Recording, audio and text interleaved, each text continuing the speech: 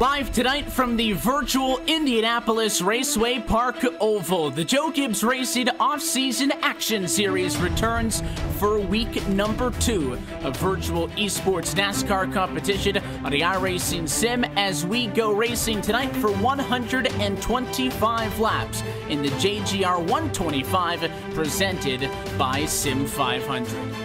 Happy to be with you tonight on RaceSpotTV and live on the Joe Gibbs Racing Facebook page with myself, Evan Pasoko, Randy Cheneth on the call for the second race on this off-season series, Randy, that pins some of JGR's top NASCAR talents against average Joes who in the sim are very familiar with what they're doing, but on a typical Sunday race day, they're rooting on the likes of Denny Hamlin, Christopher Bell, Ryan Preece, and the rest of our Toyota drivers who tonight they're going head-to-head with again in the virtual world.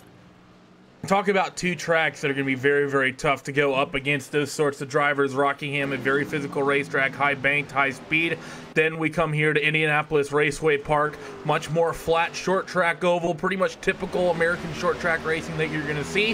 Variable banking, so expect to see a lot of these Toyota Tundras up along the top side of the racetrack over the course of this one. But I think this is going to be a very, very physical race tonight. I expect more than a couple cautions we got last time out.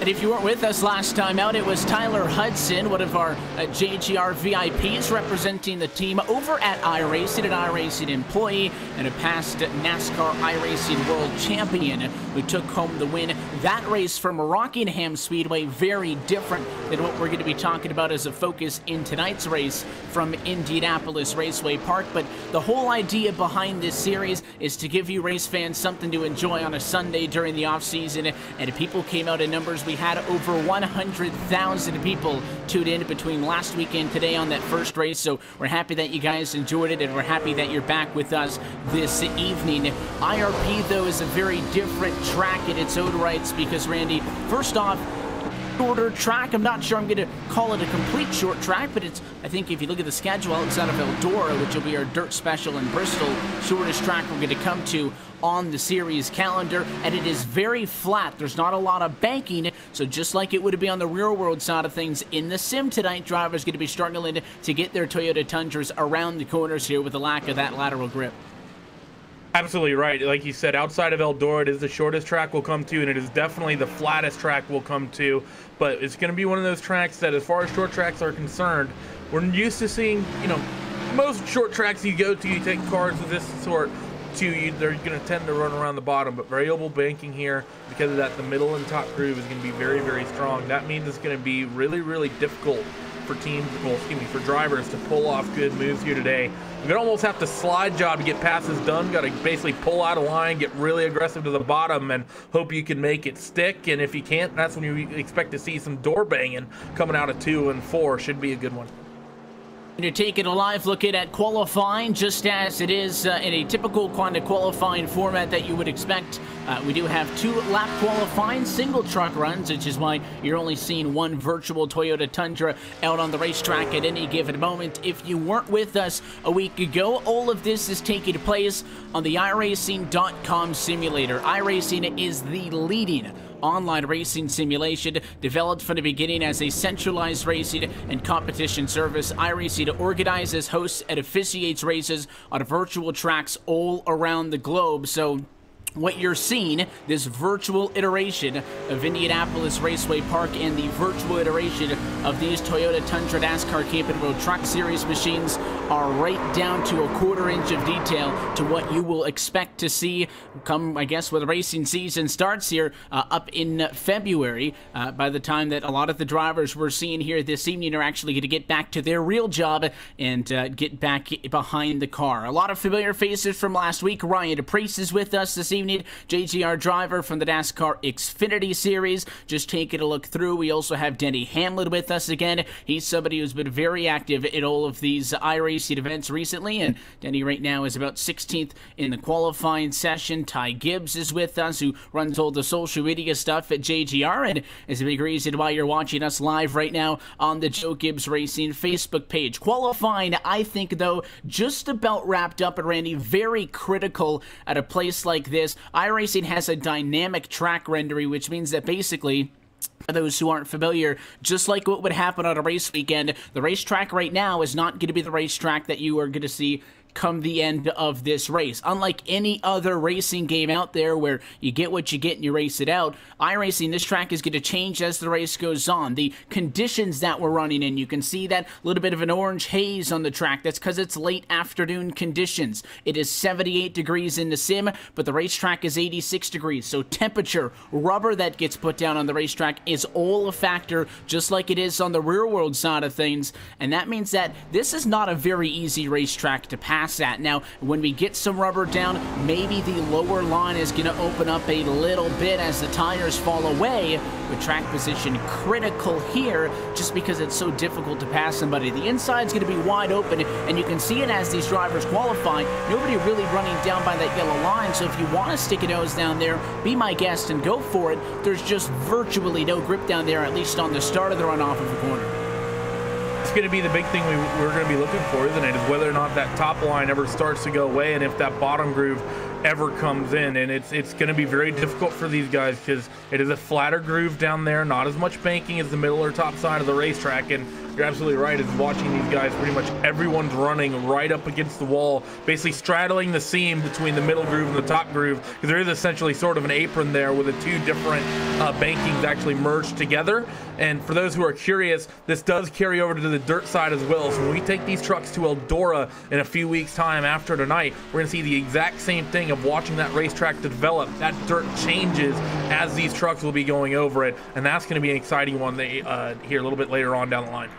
And we had the full schedule up on the screen just a little bit ago. This is going to be an 8-race series to determine who is the best of the average Joes, and that doesn't come with solely the bragging rights. I'm sure as we had the conversation with Tyler Hudson last week in virtual victory lane, you know, kind of bragging rights at the office for coming out on top of things. But for the rest of our average Joes, you know, $500 up for grabs at the end of these 8 races. So not only do you have that element to the bragging rights, but there is a good chunk of change of money on the line as well. So these guys are going to be taking this very seriously, and you see just the broad range of different tracks that we're going to be going to. Eldora when we come back, COTA, Circuit of the Americas, which hosts the U.S. Grand Prix for Formula One, Bristol, Dover, Homestead, Talladega, a lot of excitement to come. And again, if you weren't with us last week, I highly encourage you to check that one out, and we definitely hope that you are with us on each Sunday through the rest of this season, which will carry over into the beginning of February. But I want to talk about the little bit of an element between the regular drivers per se, the professional drivers, let's say, that drive for Joe Gibbs Racing in NASCAR for the Monster Energy NASCAR Cup Series, the NASCAR Xfinity Series, and a lot of them formerly in the NASCAR Cape and World Truck Series versus our average Joes. These are guys who, on the service, Randy, are by no means a stranger to how things work here. With Tyler Hudson having won a week ago, our top average Joe was Justin Fuller, who came home in second position. You know, he'll be driving tonight behind the wheel of the number 5, I believe. He's somebody who, when he's not racing on the sim, is a CNC machinist for the Raymond Corporation. So these are guys who work 9 to 5, come on the sim at night. And I think that the best thing about this series is the fact that, again, in 2 months from now, on a Sunday, about this time, they're going to be cheering for the drivers that right now they have an opportunity to race against on an equal playing field. That's one of the things that's so amazing about the sim racing as a whole, is that the fact you can get on and you can be someone who, whether you're a high school kid, a college kid, someone with a family, with a career, whether you're a teenager, whether in your 40s, 50s, 60s. I know several leagues that the average age of some of the runners get up to 30, 40 years old. Everyone can come out and they can race door to door with regular people like you and I. They can race with the real world NASCAR stars, and they can also race with some of the aces on the simulator. It is sort of a nice melting pot of people and individuals, personalities, and backgrounds that you can get on the simulator. And it's going to be, I think, it just creates good racing, because while you have the likes of Tyler Hudson, while you have the likes of Denny Hamlin, people we know, very, very talented, very, very quick, there are some names that also have some good speed and good talent underneath them that they don't get quite the opportunity to show it quite as often, because maybe they don't have the time to invest as some others. But when they actually get the time to put in some practice in, they can be very, very strong. It's very easy to get involved in sim racing, from something as simple as just a wheel and a pedal set like I have to some of the more advanced setups. All that kind of information and more you can find on the frequently asked questions section of iRacing.com. iRacing doesn't only just bring you NASCAR action, great partners with the folks at IMSA, Verizon IndyCar Series, the World of Outlaws, Global Rallycross, and more. But definitely get over to iRacing.com for more information. And I think, Randy, big shout out to the folks at the Sim 500 Racing League for putting this all together. If you're looking for a sim racing league, sim500.com, the place to be. Yeah, it really is. Just huge shout outs to them to put something like this all together and make it happen, because this is the first time, I think, for you and me where we get a little bit something from one of the teams in the real world really stepping up and really backing a series like this. And last week at Rockingham was an amazing event, and I think this one's going to be awesome as we're getting ready to set the grid. Let's find out how the pros do against the Joes. Let's go trackside and take a look at tonight's RaceSpotTV starting grid for the JGR 125, presented by Sim 500 from Indianapolis Raceway Park. Pole position to this one to your race winner from last Sunday, Tyler Hudson, the iRacing employee and former NASCAR iRacing World Champion. We'll start from pole, and he's accompanied up there by Tony Bongi, who will start in second. Brian Backlund starts tonight in third position, with Austin Greed with him on row 2, starting in P4. Just behind them, the 78 Rhett McBride in P5. Rolling off outside of Rhett is going to be the number 41 of EJ O'Rourke, and starting right behind them on row number 4, Bobby Terrell as well as Michael Guest.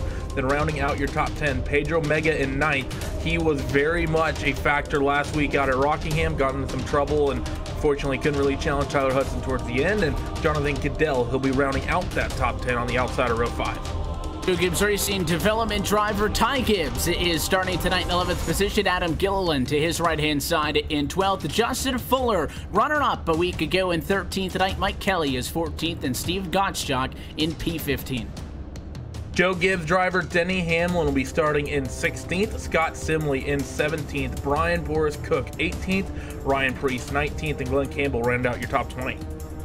21st tonight is Anthony Calatoni, Thomas J. George in 22nd. You do have an iRacing World Championship crew chief and Jason K. Miller starting 23rd tonight. He's got Chris Cabot 24th and Travis Solidberger 25th. Joey Katina is going to roll off 26th, Casey Duncan 27th, Jonathan Lockhart 28th, James Somke 29th, and Doug Sigmund will round out the top 30. Final 3 times in qualifying is 31st position to Alan Alphonse. You've also got Don Runkle Jr. 32nd and Joe Hudson in 33rd. Provisional times through 37th include Jose Gonzalez, Nick Timms. You've also got Brian Wertman and Patrick Colby. Top to bottom, that's a look at tonight's Joe Gibbs Racing starting grid. The pace car is going to release the field momentarily as we get set to get this race at our next time by. Let's quickly talk about this Indianapolis Raceway Park, though. We've already previewed it quite a bit, just coming in at barely over a half a mile in length at 0.686 miles. Randy, the story of this one, though, is how flat the racetrack is and how high that preferred groove is. It's up there, and that's going to make things difficult for your drivers on the inside grooves, the likes of Hudson, Macklin, McBride. They're going to want to get to that top side early. Will they be able to do so? Or someone like Mongi, Green, or O'Rourke, will they be able to pound starting up top and pick up some spots early? We're happy that you're with us on the Joe Gibbs Racing Facebook page at RaceSpotTV. The pace car is down and in. Let's go sim racing again. Looking for the green flag is Tyler Hudson as we go green in the Joe Gibbs Racing Off-Season Action League. And the top company car is single file first time. Turns 1 and 2. First 5 drivers getting single filed out. Good battle between Michael Guest and Pedro Mega behind as well 7th or 8th position. The key here really is to get single file as soon as you can and then turn them out the charge. You do not want to get stuck down low as pole sitter Hudson cleanly leads lap 1 at a yellow flag behind him. So caution's going to fly early here tonight. Not sure where that trouble started. Deep in the field, Joe Hudson in the 12. He's rolling off 33rd at that point. He ends up facing the wrong way and bit of a stack up going into 3 at the end of lap number 1. Taking a second look at it now, the 26th machine was in front of him. That was Jose Gonzalez, checked up a little bit, I think, early, and Joe therefore got hard on the brakes, and that really gave no reaction time for Nick Timms behind him, who kind of in an accordion effect tags his Toyota Tundra at the back end, and the 12 was the only driver to go around as he backs it up against the safer barrier in turn number 4. So early caution flag here tonight from Indianapolis Raceway Park slows things down. Other than that little bit of that, calamity back there, which was in a battle for 33rd and 34th, things were nice and clean by your leaders up front with a good restart. That was a nice calm run after the green flag, wasn't it? Pretty much halfway through the field, everyone pretty much got themselves single file really quickly, and that's what you want to see happening at a place like Indianapolis Raceway Park. You don't want to be racing here side by side, like you said. Yeah, it can be great if you can lock someone down to that inside groove, but those people are going to be fighting aggressively to get up top. Sometimes discretion is often the better part of valor, especially when you're talking a 125 lap event. You're just letting someone in line that, yeah, maybe 80, 90 laps down the line, you're going to keep them down there and pitch them down there as hard as you can, but just get it rolling off. You just want to get single file, start logging laps. That's what we saw basically through the top half, 3/4 or so of the field. So nobody up front, obviously, having to come down to the pit lane. Drivers have the option, come down, get 4 fresh Goodyear tires, get it filled up with Sunoco race fuel if you wish, and really only drivers at the way back, and then of course the drivers who maybe got some of the damage are going to be coming down to the pit lane, do have an opportunity, depending on how bad that damage is, to get some of it fixed up. Depending on the severity of the damage, they will have to sit in their pit stall for X amount of time for the crew to virtually try to get that truck fixed back up. Never going to get back to 100%.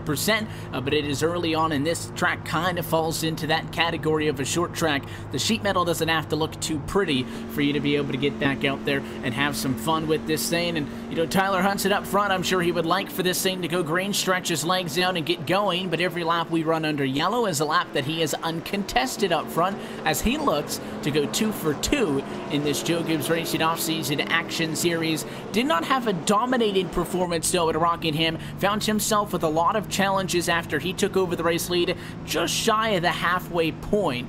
Was able to get up front, had plenty of drivers on his back bumper, and when we raced that one from Rockingham, we were not in these Toyota Tundras, Randy. We were in, obviously, the Cup cars with the 2018 Toyota Camry, so we will be alternating back and forth between a couple of different Toyota cars amongst the top NASCAR ranks over the course of this series. So tonight, our first look at the Tundras. It's going to be a good one. The Tundras, they race very, very well on tracks like these, and for Tyler Hudson, as you said, didn't really dominate last week, didn't come away with a pole, only took the lead about halfway through, but he dominated from there. I think he wants to be able to come out and make a statement here tonight. He snags pole position. I think he wants to start dominating early and carry that 125 laps through. Race cars off down again. Let's get another restart, and this would have felt good to be in the hands of Tyler Hudson. He has lane choice. He opts for the inside as the American Ethanol green flag drops, and we go back green. He'll be clear for P1 and 2. It's going to be Bonji in second, but a fight is on for third. Brian Backlund on the inside of the 43 of Austin Green. That 35 machine trying to get the run off the corner, but you see that top side of the racetrack so good with the variable banking. You can carry so much momentum down these front and back straightaways, and Austin Green just gets himself clear of the 35, and Brian Macklin wisely going to just get up in line to that top side of the racetrack. First side-by-side who's have is the 5 machine fighting side-by-side. That's Justin Fuller fighting with Mike Kelly, but another caution, big pile up in 1 and 2. A lot of smoke. A couple of drivers use the grass down there on the inside of the racetrack to get around all of it. Yellow flag is back out. Lap number 8 in this one. As we get a second look at that one. Got a couple more laps at under our belts on for the restart, but it didn't escape the chaos. It looked like it was the 25, I believe, who ended up going around. Yeah, the 25 of Thomas George, and it's actually really similar to what we have happen at our first caution. Just driver in front of someone checked up a little bit early. They didn't expect it, and they pretty much lost the truck trying to save it. That was Thomas George who ended up losing it pretty much all on his own, trying to check up for drivers out in front of him, and unfortunately for him, he got tagged a couple of times, and a couple other drivers went around as well. So a couple early cautions, but really not too many trucks damaged too bad in those ones. We shouldn't lose too many people after this. It was really just he and the 16. He got sideways and there was really nowhere for that 68 machine of Anthony Calatoni to go, got into him, and those trucks eventually righted themselves, so there's no doubt that they're going to be headed down to the pit lane to try to get repairs, but nothing that, you know, the guys up front feel threatened by, and they all stay out. This race is clocking in at 125 laps in distance. You compare that to what we saw at The Rock a week ago with a 100-lap race, but due to the distance on this racetrack, a little bit shorter distance-wise, it'll be 86 miles of action between the green and the checkered flag this evening, although because it is a shorter track and with a lot less banking, slower pace around these drivers, averaging under green flag conditions at least, obviously a different story than qualifying. Lap times are going to be in and around 22s on the fast side of things, and they'll probably slip towards the 25s and 6s as they get more laps on the tires. But Tyler Hudson's pole lap was a 21.735. Which was the fastest lap we saw all night long. Brian Macklin, who started this race in third, had the best time in practice, which was a 21.788. Wasn't able to improve too much on that one, but still in a good position. Not a lot of big lead changes up front, at least. Everybody who started top 10 still top 10, with the exception of EJ O'Rourke, who has dropped out of this race. And, you know, Randy, you hate to have issues early. We saw last week both Christopher Bell and Ryan Preece, some of our Joe Gibbs Racing VIPs with us for this series, get into issues very early on at The Rock after kind of finding themselves mid-packet in the chaos of everything, and because of that, weren't able to complete that. So I know that I don't think Bell on track tonight, but Ryan Preece definitely looking to improve with another go at it. Yeah, I think the likes of those guys. I don't think we've lost any of our VIPs in any of these little cautions we've seen just yet. Mostly been some of the average Joes that end up getting turned around the wrong way. So you have the likes of Denny Hamlin, of course, Ty Gibbs. They're still out there rolling around on the racetrack. Ryan Preece still out there as well. Those three all running in amongst your top 20. But hopefully we get a little bit of more patience picking up from our mid-pack on back, because that's where the issues we've seen happen just yet. People just need to calm down a little bit and let us start logging for some green flag laps here. When you just saw a look at Denny Hamlin, and I believe it was Ryan Preece, they're kind of all together. Hamlin's 13th, obviously driver in the Monster Energy NASCAR Cup Series. He just passed Ty Gibbs, who's right behind him, 14th, JGR development driver. Ryan Preece is just going to be a row behind them. All the paint schemes on our Joe Gibbs Racing friends are brought to you by our friends at harpoondesigns.com. So a big thanks to them for getting these virtual Toyota Tundras painted up all nice. That goes for Tyler Hudson as well. It's that iRacing Toyota front of the field as the pace cars drop the back down and in once more. Third restart on the night. Going to be 13 laps complete of 125. Green flag back out. Better jump for him this time. The fight still may be for third as Manji looks pretty safe for second. That he does, and Austin Green again is going to try to work the bottom, tries to work the cutback best he can, but again, no momentum going, and he's going to lose that third spot once again to Brian Macklin as it works side by side now through 3 and 4, and pretty much same story up and down the field. Everyone who's on the bottom's trying to work themselves to the top side of the racetrack, and no one's really gained anything down low just yet. And it is a spirited fight for fourth position. So many times, actually fighting for third, really, with Austin Green. Came about a half a foot shy as you watch this from clearing that 35 machine back about 3 times there and hasn't been able to get the job done. And now that 35 is able to wind that truck back up, able to get back to the gas sooner. He will clear. Green will tuck up in line, and I'm not sure about this move, but Guess wants to go inside to try to pass. Don't think that's going to happen, and he will just jump right back to where he was. P5. Just dodged a bit of a bullet as far as another caution. Confirmed Adam Gilliland in the 81 and coming off corner number 4, got all sorts of sideways, maybe a little bit of contact, and he's able to save that, keep that truck rolling in the right direction, and now he finally gets himself up in line here as they're side by side again here for fourth. That's Michael Guest on the top side driving against Austin Green down on the bottom, and Michael Guest, he's going to pick up that 4th spot. So Guest going to go plus a position. Big movers coming up behind these guys. The 71 of Jonathan Cadell and the 5 of Justin Fuller. They started 10th and 13th respectively and run 7th and 8th at the moment. They've been working their way through the field, which again is a difficult thing to do when you get everybody single filed out. We've got a battle for the race late though. Tony Manji taking a peek on the 01 of Tyler Hudson that time. Again though, the inside's wide open, and caution flag going to interrupt that fight. We got a car in the back straightaway. Glenn Campbell, the 99, upside down.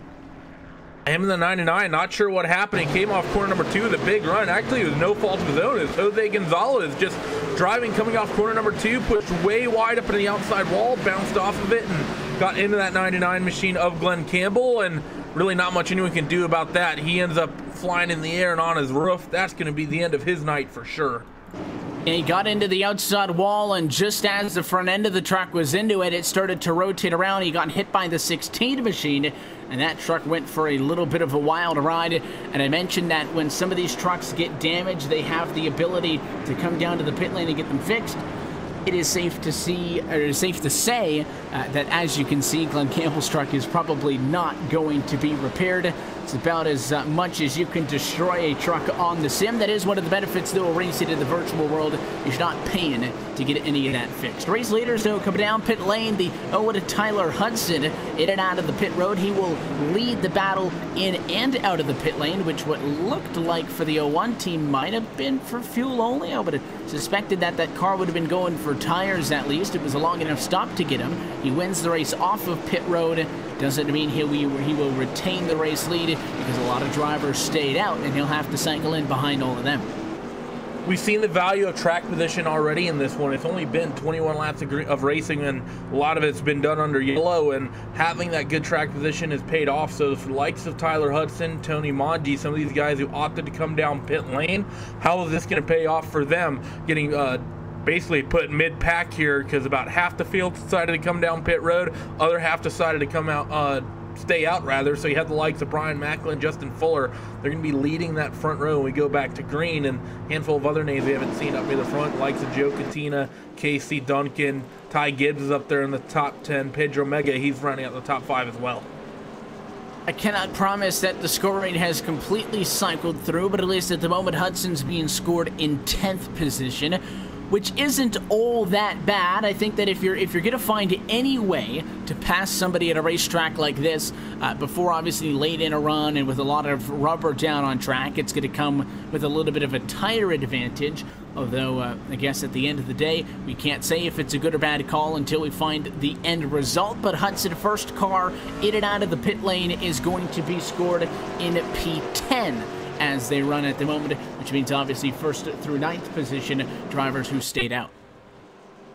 So 9 trucks in front of them for that number 01 machine, and you're pretty much right. There's not going to be much traffic in front of them. We haven't seen any troubles amongst the top 10, top 15. All the incident we've had has come past about the top 20, top 25, so that should be a safe place for Tyler Hudson, but everyone's pretty much, I think, heard some race driver, some race team, some race crew chief at some point say, it's all right, this should work, we should be okay, and a lot of the times that doesn't end up panning out. I think the only thing the crew chief can do is to let you know that, just work with it. Even if they have doubts, I think just being confident over the radio is something that is key. And even here in the iRacing service, iRacing allows you an opportunity to have a real person and get a buddy in the sim with you to act as a spotter or a crew chief. Maybe that may be a part of the decision behind Hudson. He'll give up the race lead, though. Let's see what Brian Macklin can do. He chooses the outside for the restart, and his number 35 Toyota green flag back in the air. He'll clear Fuller for the race lead, Mike Kelly third, Bobby Terrell in fourth, and Ty Gibbs up to P5. Ty Gibbs gets himself single file. They're fighting side by side deeper down the field, though. That's Hudson, and big incident. This one came from the top 10. Tony Mongi is going to be involved in this one. The 4 gets caught up in it as well. 17 machine involved as Casey Duncan, and I don't know if I gave him the commentator's curses or what, but I just pretty much said they should be okay, and it all kicks off right in front of your race leader. Well, at one point, race leader. Yeah, the 4 machine, Joey Jatina, gets tapped by the 17 Casey Duncan, who we talk about the lack of banking. That means that it's very difficult to get these trucks to rotate. They like to push when you get full on the accelerator, and ag the 4 on the left or quarter panel. Tyler Hudson shooting sparks off the right side of that truck as he barely squeezes between the spinny 4 on the outside of retaining ball. Zero avoidance for Tony Mongi. Absolutely nowhere the 92 could have gone. Jam on the brakes and hope for the best, and and that truck is damaged and will limp down to the pit lane. So it works out for Hudson, who picks up a couple of spots. He jumps up to P8. Obviously a tough break for those involved in the accident up front. First time, though, as you noted, we've really seen trouble come from the top 10. I think that's going to be one of those things where if you're Tyler Hudson, you're going to have to think to yourself, like, okay, that opens up a lot for me as this race goes on. We get deeper and deeper running and log more laps here today. But for now, things going to be a little bit stressful because, yes, you do take a couple of cars out from in front of you. Now solidify yourself comfortably inside of that top 10. But question has to be asked, if we're going to start getting issues up amongst the top 10 now, is Tyler Hudson in a place he'd like to be? I think we're likely going to stay clean here for the likes of Brian Macklin and some other sorts, Ty Gibbs up amongst the top 10. We do have one truck that just peeled off on the front straightaway. Not sure what the deal was there, so we might get a little bit of shuffling up amongst our top handful of drivers. But Hudson likely going to be favored in pace now because Monju is really the only one that was challenging him on the short green flag runs we got. We work under the yellow flag right now, lap number 27 of 125, just inside of 100 laps to go. If you're just getting with us on the Joe Gibbs Racing Facebook page, happy to have you for this second race of 8 on the Joe Gibbs Racing Off-Season Action League on the iRacing.com service, putting some of Joe Gibbs Racing's top NASCAR stars, the likes of Denny Hamlin, Ty Gibbs, development driver in this one, Ryan Priest, Chris Ballard, a bit more, against a couple of average Joes on the iRacing.com simulator. Again, for those who may not be that familiar with it, iRacing utilizes the latest technologies to create an ever-expanding lineup of famed cars and tracks, and all of the painstaking details add up to a robust lineup of cars and tracks that are virtually indistinguishable from the real thing, giving sim racers unmatched immersion when they take the green flag in online races. All that information and more, including opportunities to sign up today at iRacing.com. Top of our Joe Gibbs Racing drivers at the moment is Ty Gibbs, who's running in P5. He's up 6 positions at the moment, and even though he's been able to clear some of the chaos early, not completely scot-free. You can see nice shot to the back end of his 018 Toyota Tundra. It's a short track. I think some of that's come to be expected. Yeah, I don't think we're going to have any cars after this 125 laps of action tonight that are going to come off this racetrack without any damage whatsoever. So a little bit of bent body panels on the rear end for Ty Gibbs. You also see Bobby Terrell, same story for him, just starting one row ahead of him in the 14. So short track, like you said, shouldn't hurt him too much, and especially at the back end of the racetrack, everything should be fine as we're going back to green here in just a moment.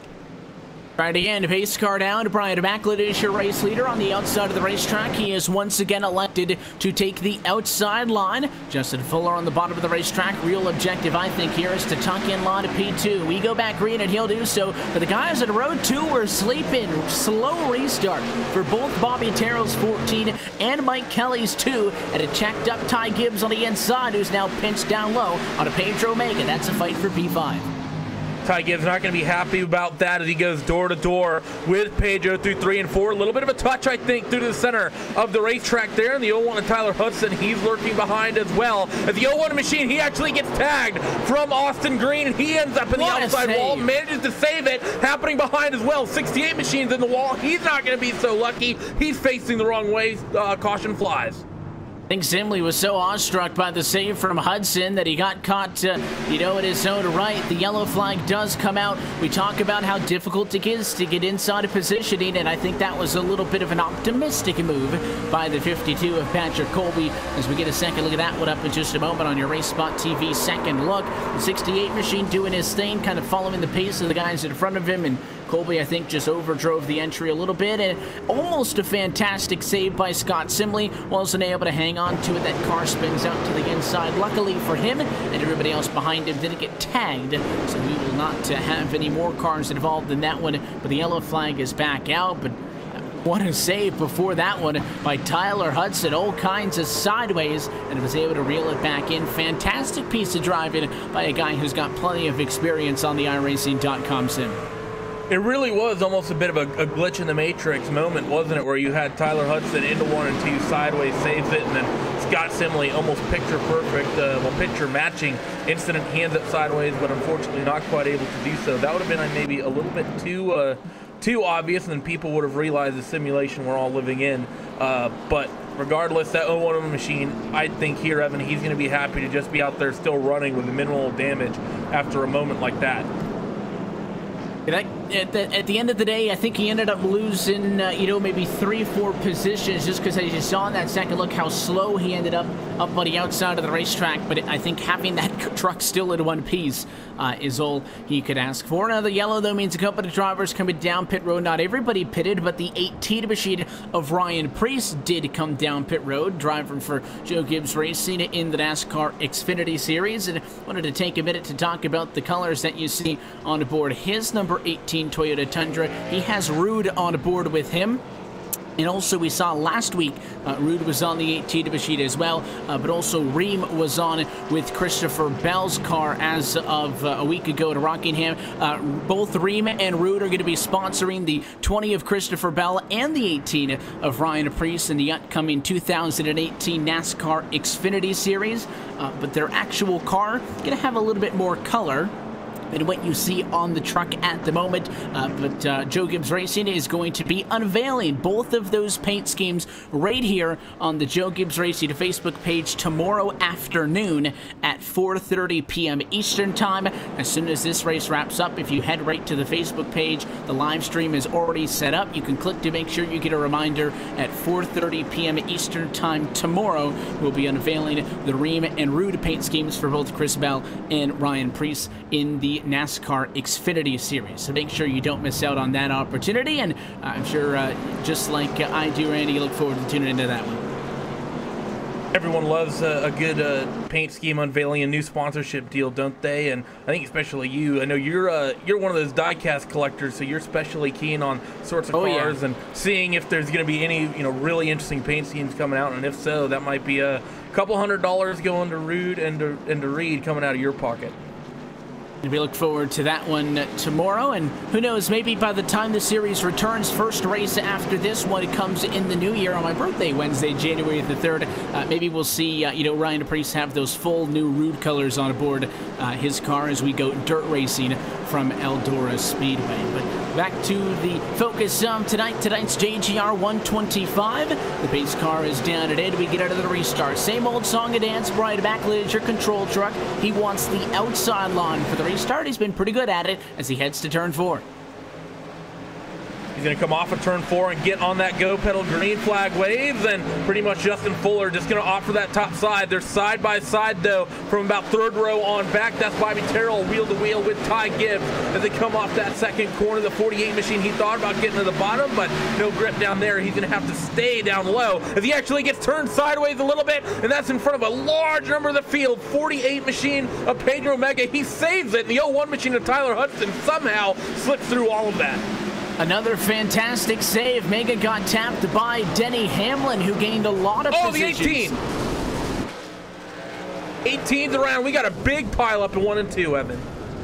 You're going to have an opportunity to repaint that car for next time out because Ryan Preece damaged in that one. We were just talking about him, and he got checked out. We had seen a couple of these incidents. Everybody in front of him, and it was way slowed up because of what was a fantastic save at the end of the day by Pedro Mega, and it was Ryan Preece who was closing the gap. I think he just locked up those tires and kind of, chirped them into the corner, and the truck got sideways. He tried to correct it. It snapped back up the hill, and at that point, Ryan Preece was in for an encounter with the outside of retaining wall, collects a couple of cars behind him. Tough break for the driver who we saw this past year in the NASCAR Xfinity Series have so much good fortunes in the number 20 car.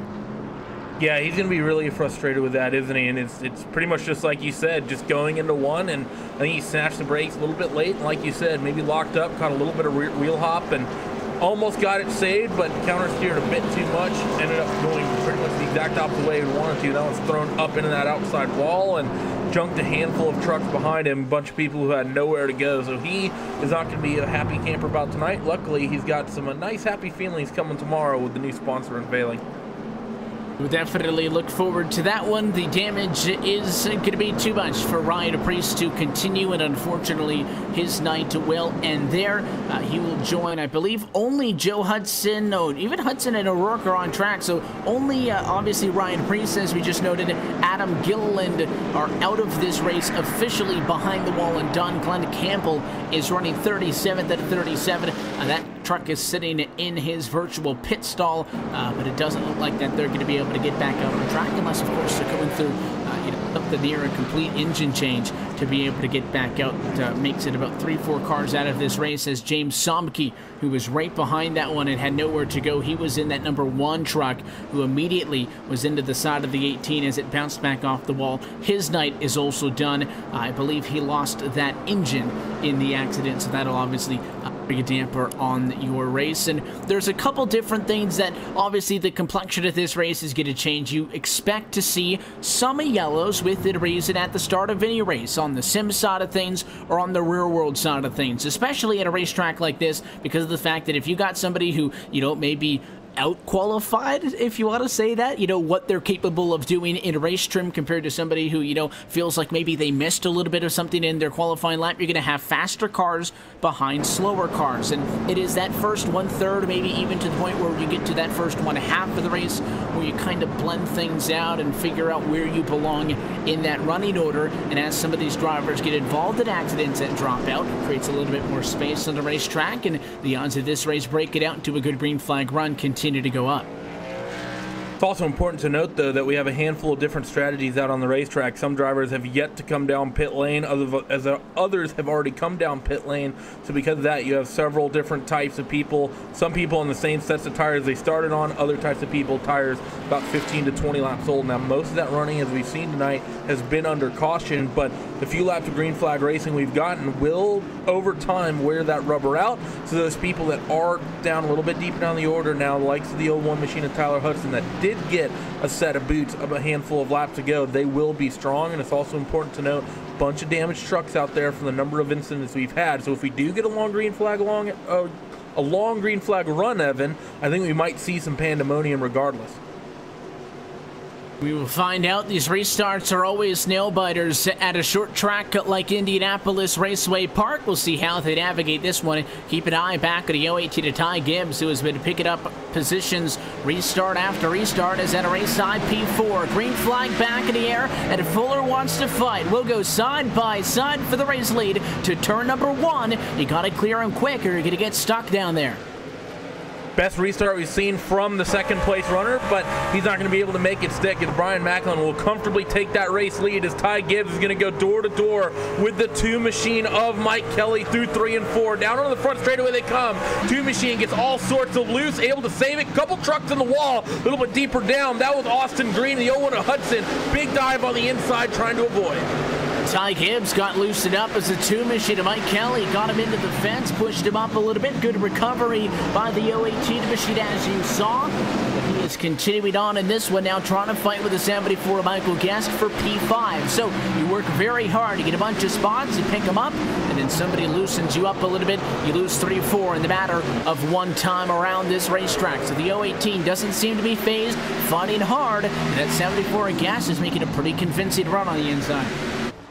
That he is, but Ty Gibbs, we know that the top side has been strong all night, or are the tires are starting to go away. The 01 machine of Tyler Hudson, he gets scary loose off corner number 4, able to save it. So a lot of people starting to struggle with their machines right now, as Brian Macklin, he's not looking so safe and comfortable, because Justin Fuller wants that race lead, and he is covering that 35 machine every step of the way. Every move that 35 machine makes, the 5 machine closes just a little bit.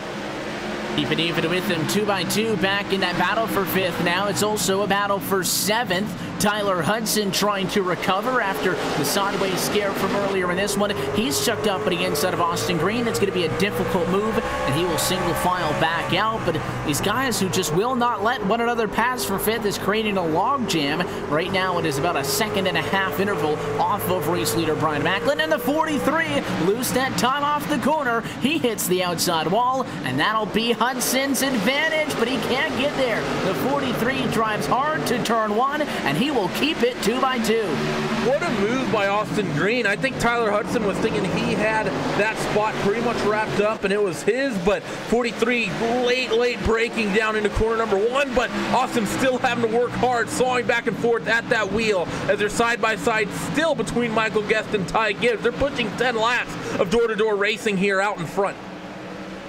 More contact with the 018 machine to Ty Gibbs. That's the second driver that's put him in the wall, and there you go. The 74 feels the retaliation. Ty Gibbs got put in the wall twice, and he was not going to take it anymore, and he puts the 74 right back, and something tells me this is far from over.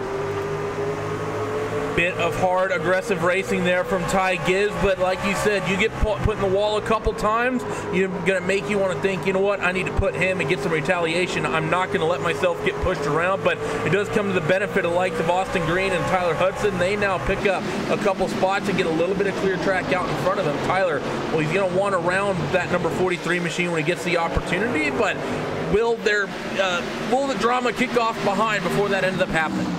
I thought that maybe the 74 Guest was going to go back at the 018 again, just like it is in the real world on a short track. Someone's pushing you around. You have to give them a reason not to want to do that again. And it's exactly what you saw the JGR development driver do, and it worked for him because he's up to P7, although that truck did take a good bit of damage in that. That's the trade-off, a little bit of bent-up sheet metal for that message to be sent, and I think it was delivered. As some of this now simmers down a tad bit, Tyler D. Hudson is trying to fight for 5th on Austin Green. They've left all of the chaos behind them and have kind of broken away a little bit from that group. Yeah, Hudson, I think, is going to be pretty happy to see all that shenaniganery happening in his mirrors rather than out his windshield, as he still fights with Austin Green. He hasn't been too aggressive trying to make anything work down to the bottom, but he's running a slightly lower groove through 1 and 2 than Austin Green. About gets quarter truck width or so lower typically, but then as I say that, he goes all the way up against the wall here, and Austin Green opts for that middle groove.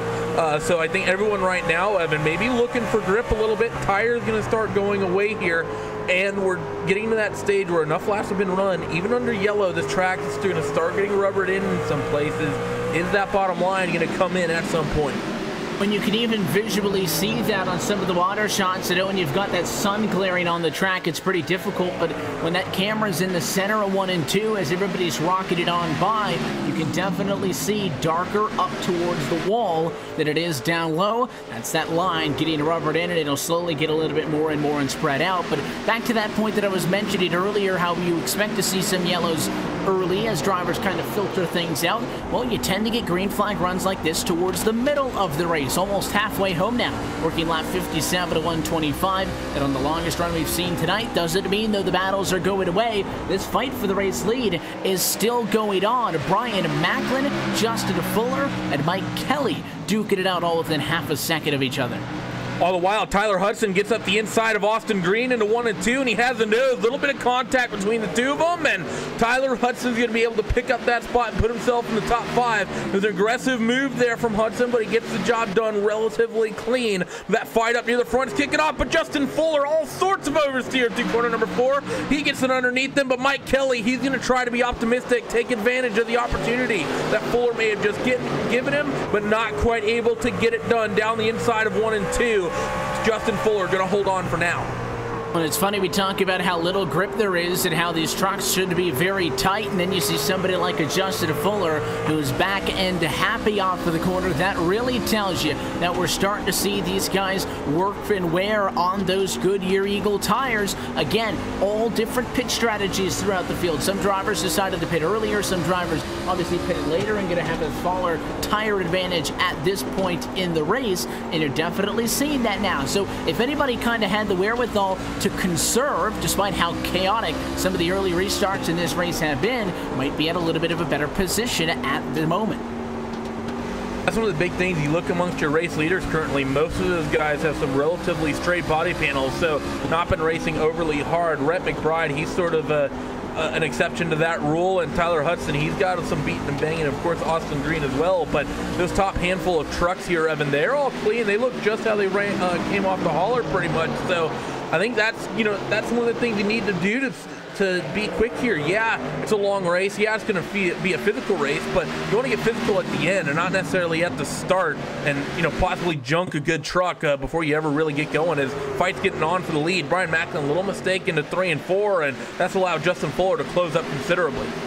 More fighting going on a little bit deeper in the pack. Denny Hamlin is in front of a Hornet's Nest, the driver of the number 11 FedEx Express Toyota Tundra tonight.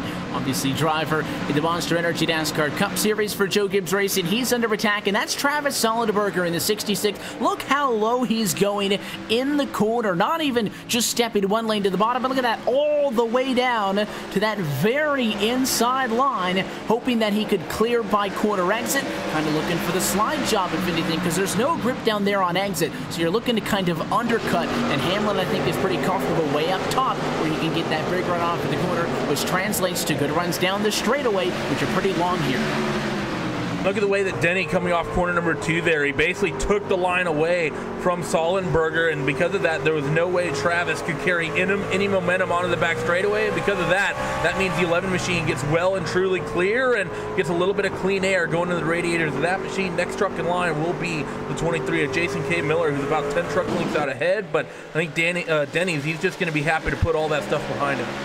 There's funning like that inside of the top 10, inside of the top 20, kind of groups of 3-4 trucks here. It is very much, though, a 3-truck fight and breakaway as the battle for the race lead continues in this one, because Justin Fuller, number 5 machine, in a position now where he just passed the 35 of Macklin. Macklin got up into the fence, slowed him down a little bit, and the 5 is clearing through. Don't think that Macklin's going to let him get away, though, and that little bit of a checkup brought Mike Kelly right back into this thing. He was half a second back a little bit ago. He's right here. These 3 all more than 1.5 seconds in front of the next closest truck.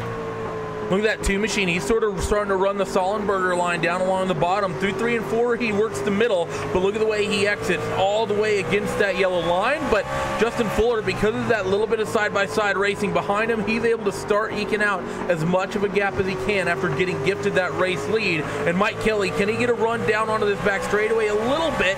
The 35 powers through about halfway down.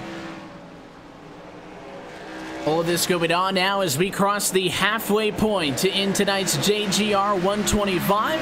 Let's take a look top to bottom at our iRacing Midway Race Break, brought to you by iRacing, the leading online racing simulation developed from the beginning as a centralized racing and competition service. iRacing organizes, hosts, and officiates races on virtual tracks all around the globe. But in the fast-paced world of esports, iRacing is your one-stop shop for online racing with officially sanctioned series while the likes of NASCAR and many more. At lap number 70, Justin Fuller is your leader in tonight's Joe Gibbs Racing Offseason Action League race. He is 0.4 of a second in front of Brian Macklin, who runs P2, with Mike Kelly in 3rd position. Tyler Hudson has led in this race, took a pit stop, got back in traffic, almost wrecked that truck a couple of times, up to P4, with Austin Green behind him in 5th. Rhett McBride runs 6th at the moment. Ty Gibbs, highest running of our Joe Gibbs Racing drivers, is in 7th position. Bobby Terrell right behind him at 8th, along with Michael Guest, P9, and Jonathan Cadell in 10th. Jason Miller moved up to 11th from 23rd. I think one of the biggest movers on tonight. Denny Hamlin runs 12th.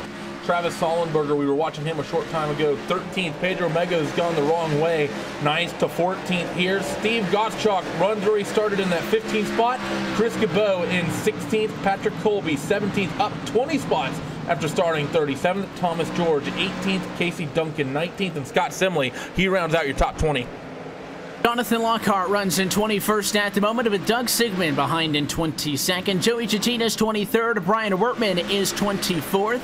And Nick Timms is the final driver on the lead lap in P25. A group of cars 26 through 30th still in this in 1 lap down. That includes the 63 of Brian Boris Cook, Alan Alphonse in 27th, Tony Bongi in 28th position, Jose Gonzalez 29th, and Anthony Calatoni 30th. Rounding out the field, handful of drivers that are a number of laps down. Joe Hudson down 7, E.J. O'Rourke down 8 and 32nd, and then get to the drivers that days are pretty much done. Don Runkle Jr., Ryan Priest, James Somke, Adam Gilliland, and Glenn Campbell, all drivers who, let's just say, they wish things would have gone a different way tonight. Look top to bottom at your iRacing Midway Race Break. For more information on the wide variety of sim racing possibilities online, visit iRacing.com and sign up today. And seeing as it is the holiday season with Christmas just around the corner, there are plenty of opportunities to get yourself a discounted iRacing membership. Go to iRacing.com/membership and you can get some pretty good deals, including 50% off on every single kind of membership, ranging from 1 month at a time to 2 years at a time. All of that is at iRacing.com/membership. And remember, when you sign up for iRacing, you get over 10 cars and tracks for free to get your sim racing career started. As we jump back into the action now, a couple of drivers continuing to shuffle forward. How about Denny Hamlin in number 11 position behind the wheel of the number 11 Toyota? He's gone positive since we just checked in with a complete look top to bottom in a Midway Race Break, trying to crack the top 10. He's also looking to kind of pick things up here tonight. Again, I mentioned Denny is somebody who's been very involved in the things that we do here on the iRacing service, competed in our iRacing Pro Invitational Series, and happy that he's participated with us in this Joe Gibbs Racing Off-Season Action Series. He got a P26 a week ago at Rockingham, so he's looking, and at the moment, on par to not do much better than that and kind of get this thing back on the right track. He's showing some good speeds right now. The likes of Jonathan Goodell and Bobby Terrell are out in front of him. They're racing each other pretty hard, and because of that, Denny's been reeling in by a couple tenths every single lap. Also, some lap traffic that have been complicating things for the drivers out in front of him. So Denny reeling in that group and should be eyeing a top 10 here shortly, as things have also gotten spicy up near front. And then Tyler Hudson, he's taken that third spot and now runs in a podium position. This race is coming down to the end. The battle for the race lead is still on. It is still Justin Fuller. Brian Backlund has began to slip away. He's now 2.2 seconds off of where he once was and in fourth position. Tyler Hudson now up to third, having passed him, has closed the gap significantly. Remember when this battle went down and Justin Fuller took over the race lead, the gap between the top 3 and 4th was a 1.5 seconds. And you can see the live intervals at the top of your screen. Well, Tyler Hudson is down to 0.8 seconds. So yes, Mike Kelly is challenging Justin Fuller for the race lead, but I'd watch out for the 01 Toyota coming in hot. Tyler showing a good bit of pace right now as Justin Fuller has a mirror full of Mike Kelly, and spotter should be screaming, looking inside as Mike's trying to make that bottom groove work. Fuller's going to take it away into 1 and 2, but Mike opts for the higher groove this time. Because of that, I think Justin Fuller not really sure where he needs to be blocking and where he needs to be defending, Evan, because Mike seems to be willing to make that truck work everywhere. He looks low into 3 and 4, pulls a little bit alongside down along the bottom, but no grip giving down on the inside for that 2 machine. He's going to have to shuffle back in line in second, as the 01 machine still stalking and still reeling in that third spot. Which puts you in an uncomfortable position. I mean, we have seen drivers back of the pack not shy away from the contact. The 08 of Gibbs, one of those drivers, after he got pushed around a little bit earlier on, obviously the drivers that he was involved with using the bumper. This is a short track. It's not the end of the world if you end up into the outside wall just a little bit. You might have to consider taking a look at that back bumper and aiming for the Tundra emblem to try to move somebody up and out of the way. Kelly's going to try the inside again, but unless you kind of force that 5 into an error, or even, as you see, he's running much lower than him, I almost think not committed to that way inside right. We've seen some drivers get way down to the yellow. The 2's kind of in the middle. I think Mike Kelly should try to go to the inside, but just barely hug that driver's side door of the 5 and kind of push Justin Fuller up and take the preferred line away from him. That move didn't work, and now we know it's an even gap between Hudson and Kelly and Fuller, but a caution flag is going to slow it down. This is pretty much going to reset the field and change everything, and we should see equalization in terms of the strategies. Not sure why the cautions come out just yet. That number 12 machine that brought it out, that was Joe Hudson, so he's going to find himself going down on pit lane after going the wrong way, and well, coming to basically brought that back down around all on his lonesome, coming off turn 4. Yeah, we were looking to see where the truck that was around the trick of the yellow was, and we didn't see it because Joe Hudson took the tow, basically put that truck on the hook and brought it back to the pit lane, and he will claim responsibility for the yellow. We saw guys up front slotted out of turn number 4. If the fastest cars on track are loose, the guys running with a lot of damage and a couple of laps down are probably loose as well, and Joe lost the back end on that truck. It just started to slide out. He could never get it back. A self-spin in turn 4 brings us under the yellow. Everybody, though, is down pit road. This should kind of reset the strategy for the longest green flag of the run. Drivers on pit road at lap 87. Should be 4 tires and some fuel for everybody. No point going for any no tire or 2-tire calls here. As one of Tyler Hudson, he should roll off comfortably in that 3rd spot. Justin Fuller will take your race lead. Of course, Austin Green might pick up a spot. Michael Guest as well. Brian Macklin, he actually dropped a bit. I think he goes to the tail end of your top 5. And Denny Hamlin, I think he made some good headway as well on pit road. Yeah, Denny Hamlin going into the positives. It's Hudson followed by Green, Guest and Macklin off of pit road, and then Denny Hamlin, who maybe makes the strategy call to get a couple of positions gained. He came into the box and didn't spend as much time servicing his truck as everybody else did, which means quicker in and out allows him to gain, and picked up about at least 4 spots. We'll know when the scoring cycles through. He'll jump up to P8, so it will be about that many. Was 11th before, so goes +3 and breaks into the top 10 for the first time tonight in that FedEx Express Toyota Tundra. He'll be happy about that. It's always nice, especially around a racetrack such as this, that you can pick up a couple spots pretty much easy peasy and not having to do it the hard way out on the racetrack, because we have seen a number of drivers really struggle trying to race out here tonight, and I think he's going to be very happy about where he's going to be rolling off as well, being P8. That'll give him the outside groove. He's not going to have to fight to try to get to the fast side of the racetrack, which we've seen on new tires be that top side of the racetrack. Bottom doesn't give until you get about 20 to 30 laps on these Goodyear Eagles, so he'll be in a good spot to potentially pick up some spots here, especially the likes of those drivers starting low like Brian Macklin, maybe even Austin Green, who's starting the row next to him and up ahead of him as well.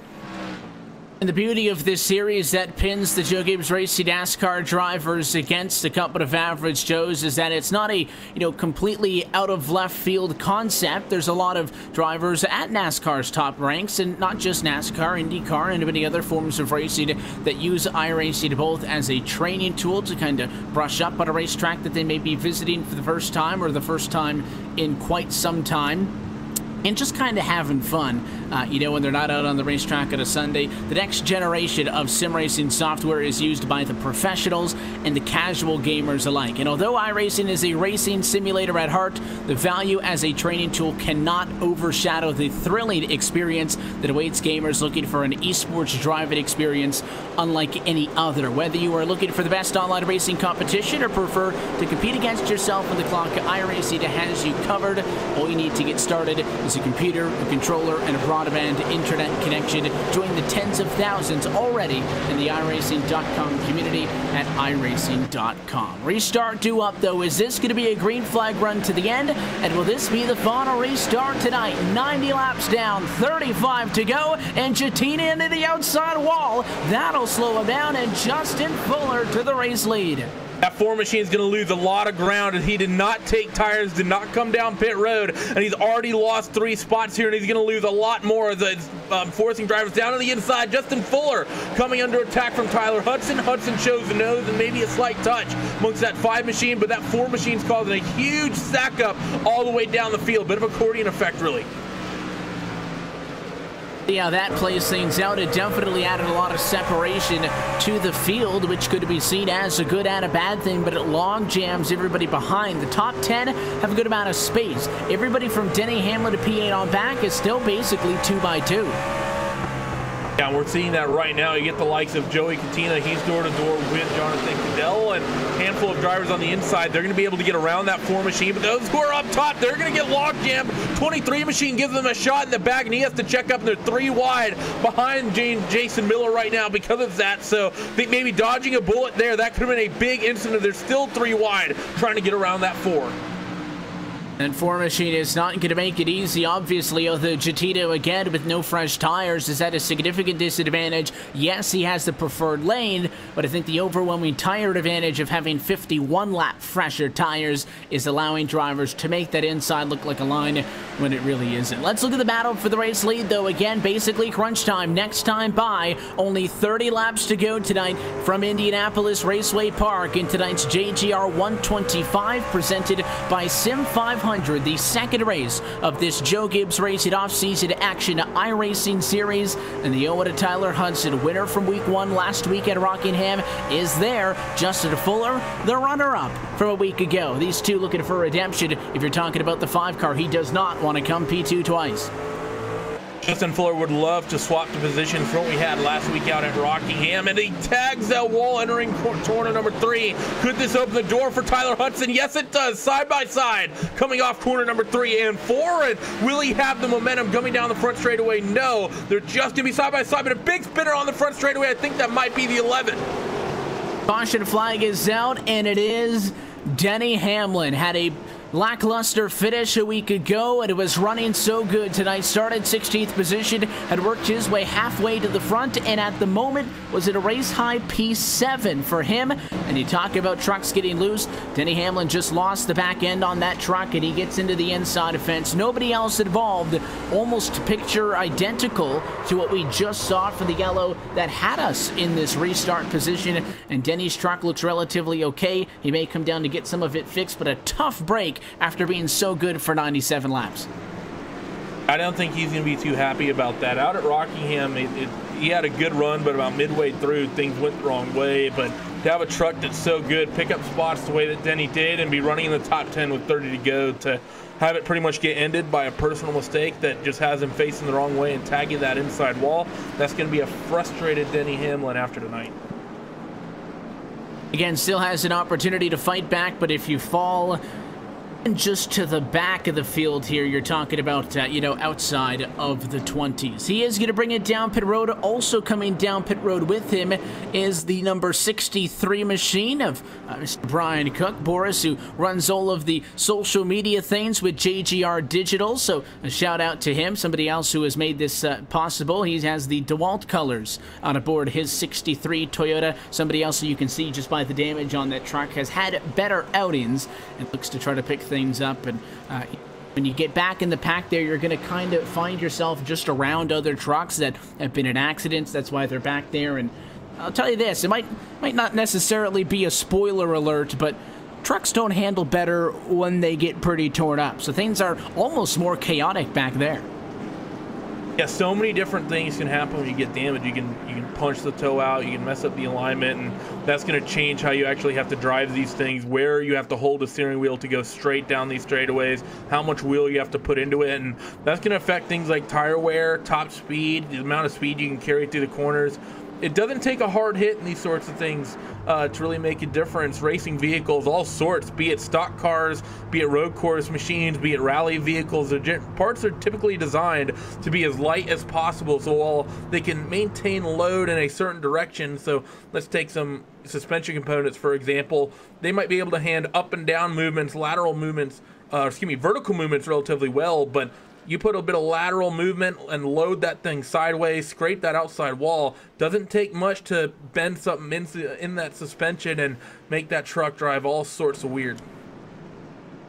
Inside of 25 laps to go tonight from Indianapolis Raceway Park. I think that if you're somebody who has kind of had in the back of their head, I'm going to sit back and, come the end of the race, I'm going to conserve, keep my truck in one piece, and then go for it, might be out of time by this point. I think if you're working outside of the top 10, barring something catastrophic happening to our race leaders, you might find yourself on the outside looking in. I think that regardless of how you feel your truck is, where you feel like you should be, if you feel like you've had a little bit of bad luck, even if you feel like you've had a little bit of good luck, which is very rare, I think, to happen in racing. Nobody says we had really good luck. You only tend to kind of point those things out when they work against you, but you have to work with what you have at the moment. And as the lights go out on top of the pace car, we reset for a 23 lap to go restart. It is very much a head-to-head between Justin Fuller and Tyler Hudson, but expect these guys to race each other hard, and don't count out Mike Kelly or Austin Green on row 2, or even Brian Macklin, who's been up front as well tonight, P5.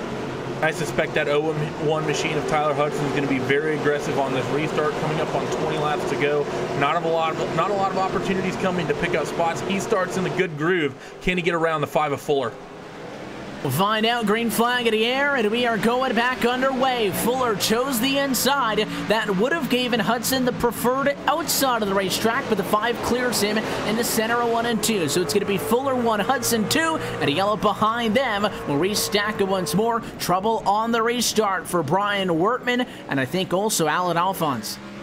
Yeah, Alan's got caught up in this, as he said, Brian Wertman, and not sure what exactly happened here. They went rolling off into 1 and 2. Brian was pretty much clean, and we got tagged from that 4 machine of Joey Katina as they rolled off into the first corner. Not much that 89 machine could do, but gets collected by a couple of trucks after the 6 machine got a big heavy hit in that one, so he's not going to be a happy camper. That's Jonathan Lockhart. He's already had some trouble here tonight, and well, that just makes things even worse. And shot to the front of the truck like that, Evan, not something you typically want. That's some of the worst place to take heavy contact of any on these vehicles.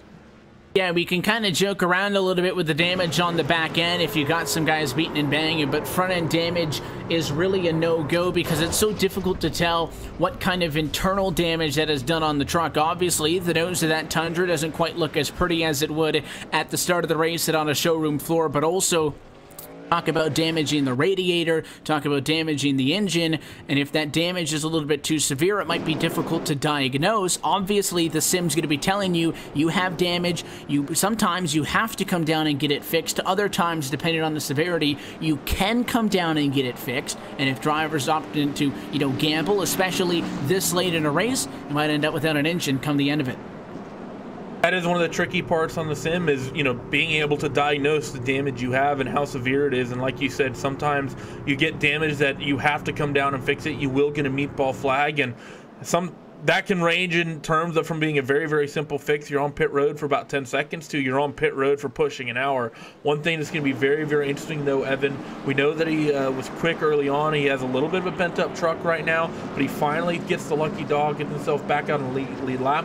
That's the 92 of Tony Mongi. He'll be back on the lead lap racing with everybody. Can he somehow, some way, these last 20 or so laps, find some way to get up amongst the front? I don't think he's in a position to win this race by any means, but I think he might pick up some spots and be competitive if we get a green flag run.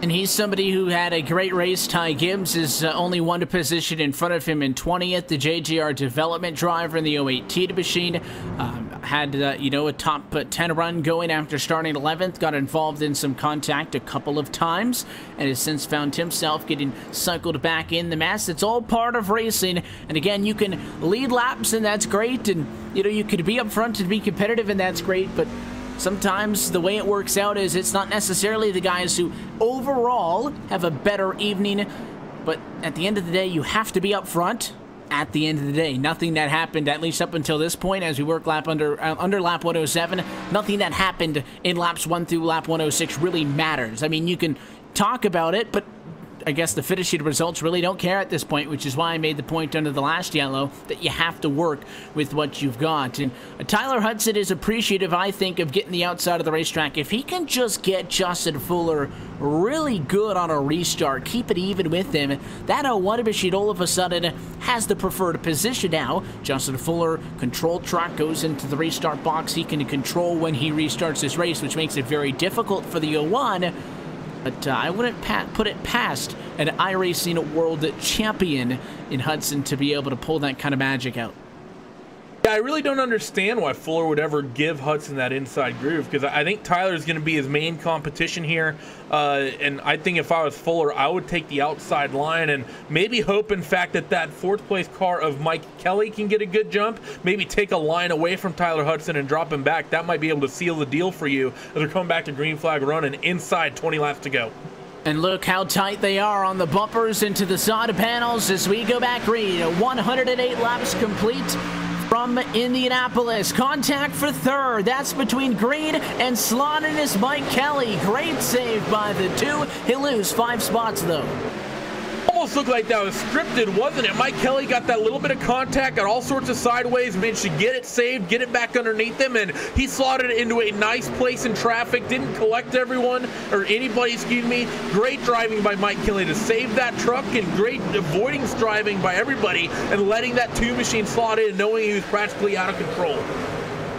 Fighting going to continue. The 78 Rhett McBride trying to get a spot on Bobby Terrell. That doesn't work. Behind them, Jason K. Miller. He'll find himself 3 wide with Solidberger to the inside and on it. Would have got Shock to the outside. You can tell it's the last one. Here we go, battle for the race lead. Tyler Hudson on the inside of Justin Fuller. Very tight at 1 and 2. Can't get it that time, but don't think he'll give it up.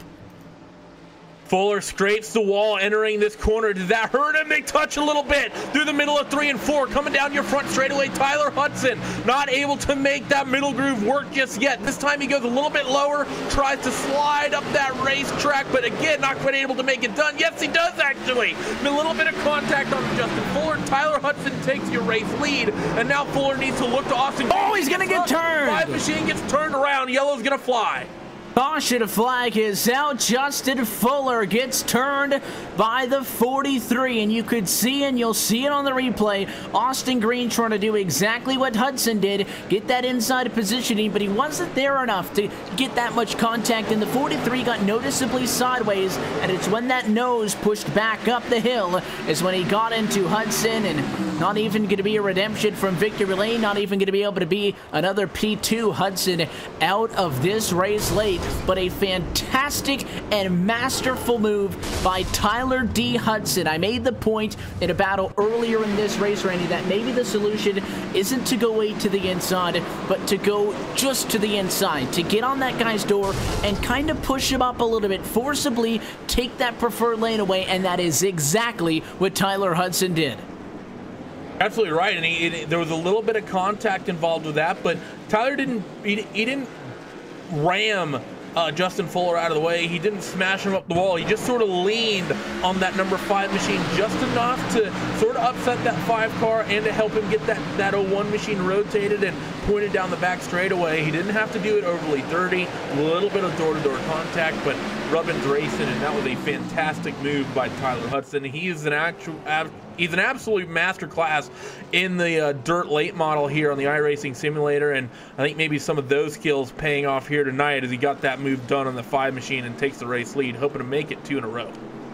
Not done yet, but in a great position to try to fight for this one, and that's the reason why he is not in the average Joe's category of our competitors. Yes, a lot of those guys are very familiar with the service, but Tyler Hudson, the NASCAR iRacing champion and iRacing employee, very much up there, and you know, we're going to see a lot of drivers from the NASCAR ranks with us over the course of this series. Everybody who is slated to race in one form or another. And some of them we have seen to this point, some of them we haven't. Obviously, Tyler Hudson, Kyle Benjamin, the ARCA driver, Ty Gibbs here tonight, JGR development driver, Christopher Bell was with us a week ago. NASCAR Xfinity Series driver for the number 20 Toyota Camry, Denny Hamlin is with us. Monster Energy NASCAR Cup Series driver in his number 11 FedEx Toyota Camry, Ryan Preece with us tonight. Daniel Suarez going to be with us at some point. Newest driver in the JGR stable to NASCAR's top ranks, Eric Jones in the number 20 car for the obviously now moving into the Cup Series level, Jason K. Miller, an iRacing World Champion crew chief, Austin Green, a development driver with JGR, and I could go on and on with the names. Myatt Snyder going to be with us at some point. You obviously have Boris Brian Cook who's with us, JGR digital head, Travis Solidberger, a professional iRacing crew chief, Parker Klickerman, and Tony Bongi, a local racetrack driver. That's just a taste of some of the drivers who we have seen and the drivers who we will see out of the JGR stables in this series. Really looking forward to seeing all those guys over the course of this one, because some of them have shown some fantastic pace, the likes of Denny Hamlin, Ryan Preece. They've been up there and fighting with these guys, fighting for top 10s, really fighting hard. Unfortunately, luck hasn't gone their way, and they get caught up in an incident, sometimes their own doing, sometimes not. But the real world guys, the Joe Gibbs involved drivers, it's been a fantastic showing from them overall, I think, and I'm really, really interested, like I said. Maybe it's because I've done so much dirt racing lately, but I think that Eldora race, that's going to be something special in a few weeks' time. As they say on Sundays, pull those belts tight one more time. Is this going to be the final restart? Lap 117 going to go behind us. We are inside of 10 laps to go from Indianapolis. Green flag in the air and a fantastic jump for the 01. Hudson clear of the mess behind for P2. They run dragsters here, and Tyler Hudson, he got the fast reaction time here tonight, being able to open up the gap. They're fanning out 3 wide as well in your mid-pack, but Tyler Hudson, he's well and truly clear. Big move on the inside from Rhett McBride. Can he make that stick? Yes, he does. Had those left side tires driving through the grass, entering 3 and 4, and he somehow makes that stick. Not quite in line yet. He'll drive to the inside of the 23 Miller, who is side by side with Jonathan Cadell. Plenty of fighting going on to McBride, trying to get back up to where he started in the top 5. Got shock into the fence and at 91. That'll slow him down and, at least for the time being, give the 78 the win in the battle. But he's still pinned inside of Cadell, which means that none of this is over. He's going to move down to the inside, though, the 71 of Cadell, side by side through 1 and 2. Going to be 5 laps to go next time. Rhett McBride, he's still here as well. A little bit of a shot between the 91 and the 71. No love lost there. All the while, Pedro Mega, somebody who was so quick last week, he's trying to find somehow some way to move up in the 48, but really no way for him to do so, especially now with Travis Sullenberger looking to the outside of him. And Sullenberger trying to get into the top 10. He'll take a shot from the 52 machine of Patrick Colby, who made a dive to the inside of the racetrack, but Sullenberger not going to give up on the back straightaway. 10 machines around on the back straightaway. This is going to, I think, bring out the yellow flag. Actually, no, he's off the racing surface, so Hudson, he's still going to have this big gap. Not a lot of apron, but he found it, so no yellow, and we are going to stay green this time by, well, actually at this point now in the window where a yellow would end, but this time by 122 laps down, 3 laps to go from Indianapolis. Tyler Hudson, a 1.3 second gap back to P2, and we're 3 wide for P2. How about that? Macklin under fire from Guest and Green. These guys have been fighting really hard. They know Hudson, he's got enough of a gap. They are not going to reel him in, so they have gotten really physical for second. Caution flies. Hudson's going to win it. Caution flag behind your race leaders. It's an issue in turn number 2 somewhere. The truck is already off the track, so we'll try to get eyes on where the yellow flag comes from. I don't think it really made a difference because Hudson was continuing to stretch. He was 1.4 seconds in front of it. Was the 52 car sideways? He went sideways, but he saved it, so I don't think that would have been the yellow unless he just slowed down enough to trigger the caution. It could happen sometimes. We've seen it where if that truck gets sideways enough, it counts as a spinning vehicle. Great save by Patrick Colby. If the sim counts it as a yellow and you still hang on to it, that's the only thing I can see, though, is Patrick Colby back in the pack.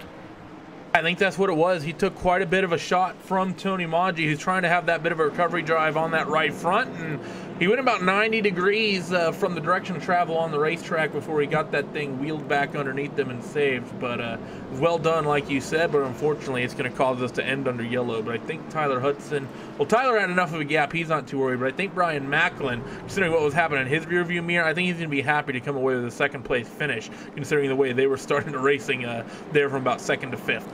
Yeah, we had about 3 drivers looking inside of each other going into the corners. That's what I would expect to see at Eldora next time out on Wednesday, January the 3rd. But up front, Tyler Hudson, another strong car. They made him work for it again, but he earned it. And for the 2nd time in 2 starts, Tyler Hudson is going to come off at the final quarter. He'll take the checkered flag and win in the Joe Gibbs Racing Off-Season Action Series tonight, winning the JGR 125 presented by Sim 500 from Indianapolis Raceway Park. 2 for 2 for the driver of the 01 Toyota.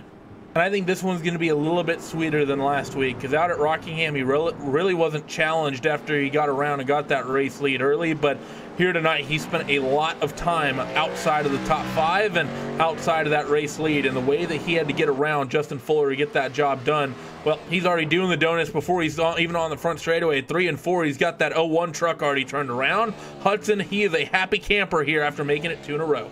I was going to say how that for the celebration. He almost carried the burnout all the way through turns 1 and 2. The good thing about this racetrack is there is plenty of room to do burnouts on the front straightaway, and Tyler Hudson very much deservingly celebrating another win in this Joe Gibbs Racing Offseason Action Series. Tonight, different racetrack, different circumstances, same result, and you have to expect the NASCAR iRacing champion to come with vengeance every single week, and had to put up with a lot this evening in a rough and tough battle on the short track at Indianapolis Raceway Park. But at the end of the day, it's max points. He'll be loving that. Max points 2 weeks in a row, and I have to say, I've seen Tyler Hudson wheel the late model we have on this sim. I think he might be keen to make it 3 in a row when we go to Eldora after the start of the new year. That's going to be an exciting one, and what a way to kick off an 8-race championship to potentially make it 2 in a row and go into a track that we know pushes into Tyler Hudson's strengths.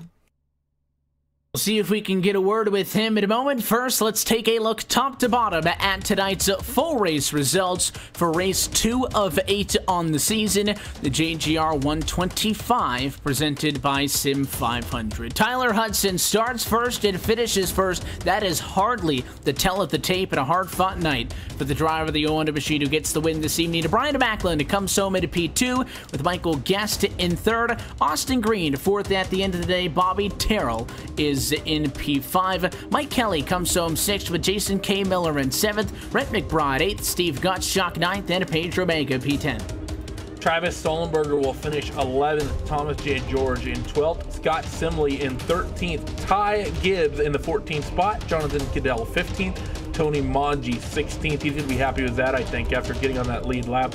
Brian Wortman in 17th. Joey Gattina in 18th. Patrick Colby 19th. And Jonathan Lockhart rounds out your top 20. Continuing on through 21st position to Brian Boris Cook in 22nd for Doug Sigmund. Nick Timms in 23rd position. You've also got Chris Cabot 24th and a final driver on the lead lap. It is only +1 from last week. It was a much better overall night, but still not the result Denny Hamlin wanted as he rounds out the drivers who finish on the lead lap this evening. 26th position for Jose Gonzalez. Casey Duncan is 27th. EJ O'Rourke 28th. Justin Fuller 29th. And Alan Alphonse in 30th. And, well, this basically gets into the people who had terrible evenings. 48 laps down is Joe Hudson. Full lap behind him is Anthony Calantoni. Don Runkle Jr. 70 laps down in 33rd. Glenn Campbell 34th. Ryan Preece in 35th, 88 laps down tonight. James Somke also 88 laps down in 36th. We could have gotten those guys out there. They could have been fighting for that 35th spot. And Adam Gilliland, he'll round out the 37 car field tonight, 100 laps down. Look top to bottom at tonight's full race results. Again, another big thanks to everybody who makes all of this stuff possible. HarpoonDesigns.com for painting the cars you see on track this evening. Of course, Sim 500, the sanctioning body of this series. More info at Sim500.com. Eris high-speed modems for allowing these drivers to connect to the iRacing service with top-notch connection and not have any issues. All a big part of making this series possible, and because we're all here this evening, we were able to go down trackside to Victory Lane with the driver of the 01 machine. Second week in a row, it is Tyler Hudson who takes home the win. This time he does it from Indianapolis Raceway Park. Tyler, congratulations on the win.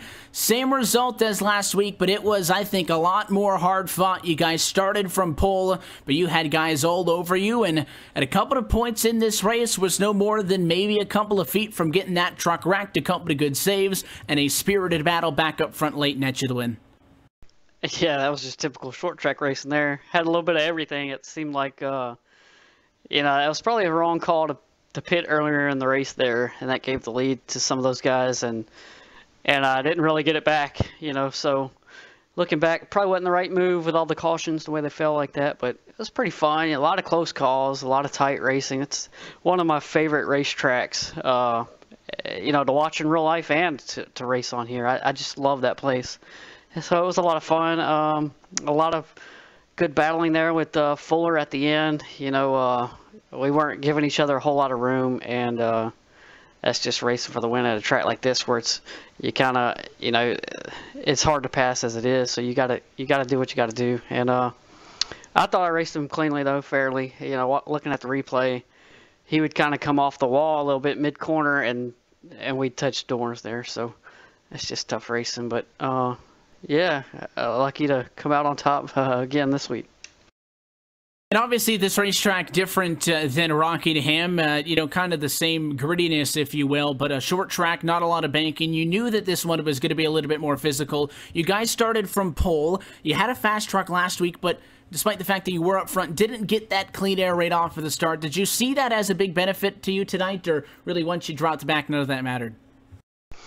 Yeah, the first run there when I started on the pole, the guy behind me, I didn't really get away from him. He was there and he was hounding me, and so I don't think clean track mattered a whole lot. I kind of thought I was better behind people because I could kind of see where they're running and try to make my truck work in a way that was beneficial to me and not to them. So you're just constantly thinking and trying to be smart and pick your battles, and in races like this with a track like this, it's a lot like a dirt track, which I love racing on iRacing. So you kind of got to run the wall. If it's flat, you're running off the right rear. It's a blast to race, and in traffic it was pretty interesting. Second time out, second win in this series. Fuller was up there challenging you again, but a couple of new faces at this one as we see kind of some drivers show their strengths at some of these different tracks. We have a little bit of a break here for the Christmas and the New Year. When we come back, though, we head to Eldora Speedway. That is a completely different medium. You think that's another race that you guys are going to be up there at? Oh, man, I love Eldora. I love dirt track racing. It's probably my favorite genre to race on iRacing, but a truck in the dirt is not quite the same, so it's a little bit different, a whole nother animal. But I'm gonna try to just get out of there with a good finish. Who knows? I mean, I'd like to think we could fight for the win, but at this point, I really want to win that championship. That'd be pretty cool to say we did here in this league. So if I can get out of there with a decent finish, not a tore-up truck, I'd be pretty happy with that. But that's going to be a really fun race as well. So everybody should tune in there in a few weeks. I know that we're only a quarter of the way through this thing, but the good news for you is you could not physically have had a better start. You guys are on the right track to fight for the championship. Tyler, tonight was a long and hard-fought one. We'll let you take off, but anybody you want to say hi to while we got you? Yeah, I'd like to thank Brian Cook puts this deal on with the Sim 500 people, and Joe Gibbs Racing, you guys, Race Spot, y'all do an excellent job with the broadcast, iRacing.com, and my teammates there, Jason K. Miller and Travis Sullenberger, and we'll see you guys in the dirt in a few weeks. 2 for 2 on a year. That's your winner tonight from Indianapolis Raceway Park, Tyler Hudson. Tyler, we appreciate the time as always. Congratulations. Thanks, guys. Take care.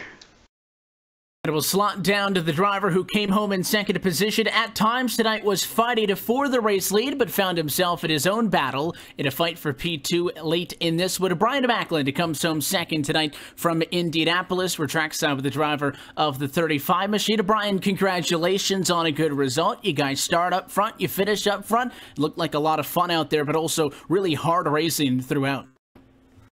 Yeah, man, there was a lot of really good racing at the front of the field. We had that long green flag run, and I really felt like I had a good truck, but I burnt the tires off of it and just got too loose on the long run, and I just wasn't able to hold on to the track position. Got shuffled back and got lucky with a couple of those cautions to get back up there and get that second place. Competing in this series, I know, has to be a lot of fun, and everybody coming off of Rockingham a week ago, you jumping in this one here tonight from Indianapolis, Indiana. What were your kind of expectations coming into this one? Because the average Joes are guys who you're familiar with on the sim side of things, but obviously having a lot of real-world talent with us from the folks over at JGR's got to be a ton of fun. I'll tell you, it's really cool what these guys here do, bringing in some of the guys from Joe Gibbs Racing and getting them involved in the race. That was really cool. And then, of course, racing with the guys like you mentioned that we're out here with every single week. I race with Tyler Hudson all the time. I race with Justin Fuller all the time. I race with a bunch of these guys every single week. And you kind of know what to expect with some of them. But then when you get in there and you're racing against some of these guys, like getting to race with Denny or Ryan Priest or somebody like that, you don't really know what to expect out of them. So it does create a little bit of an unknown. But overall, it was an absolutely incredible night, and I look forward to doing this again in a couple of weeks. Not to show your bias, but I know you get a kick out of driving with the 11 out there. Brian, sponsor shout-outs. Anybody you want to say hi to? Well, I got to thank you guys for putting on this show. As always, you guys do an awesome job. And got to thank Brian Boris Cook for putting this together on the off season and giving us something to do to have some fun over the winter. And of course, everybody at Sim 500 for also putting this on. And I got to thank my teammates back at Aftermath Motorsports, Adam Gilliland, Timmy Hill, EJ O'Rourke, Justin Fuller, David Comstock. The list goes on and on. There's so many guys over there that are really cool to hang out with. And, just got to thank my dad. He stopped in and watched the race here tonight and had a good old time, and looking forward to doing it again. We'll let you take off, Brian. We appreciate the time. Congratulations on the P2. Enjoy the Christmas and New Year's break, and we will see you at Eldora. Yes, sir. Merry Christmas and Happy New Year to everybody. Driver who comes home in second tonight, the 35 of Brian Abackett. I'll toss things over to Randy Cheneth. He's caught up with your third and fifth place finishers tonight. First with the driver who comes home P3, the 74, Michael Guest.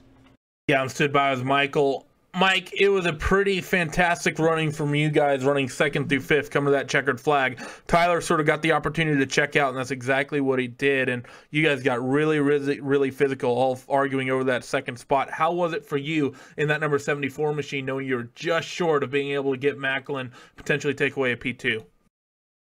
Oh, yeah, that was a blast the last 10 laps. Macklin, I've raced with him for years. He always races me really clean, so I knew that me and him could go at it really hard for that position, and I knew with about 5 to go, when we got side by side, I couldn't get stuck on the bottom because I had a little bit of damage from earlier, and with that damage, I was just a little bit off on the straightaways, and I was just really protecting the third position.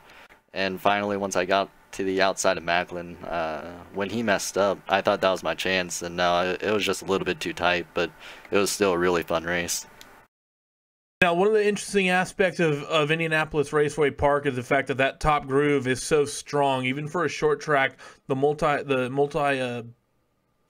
what am I looking for? The banking, the way it alters up the racetrack, the progressive banking, that's the terminology I'm looking for. Top side's really good here. How difficult was it trying to make up spots underneath people? We saw that Tyler, he had to get a little bit physical on Justin to take that race lead back, coming towards that checkered flag run with about 10 laps to go. How is it for you back, you were pretty much up and down the field? Yeah, it just depended on who you're passing, because someone could race you with a lot of room, and you can use that to your advantage on the bottom, and you can kind of slide them up a little bit and get a nice run off. But if someone was pinching you, like I was racing with Ty Gibbs pretty hard, and he was pinching me pretty hard for fifth, and we ended up making contact, and that's what ended up hurting both of our cars into the next corner. But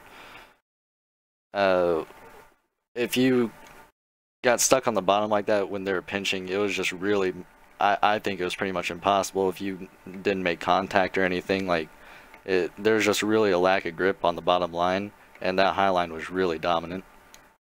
Thanks for joining us, Michael. Congratulations on a podium position here tonight. It was expertly run by you to be able to make it happen. Before we let you go, any shout-outs? Who would you like to thank after this night?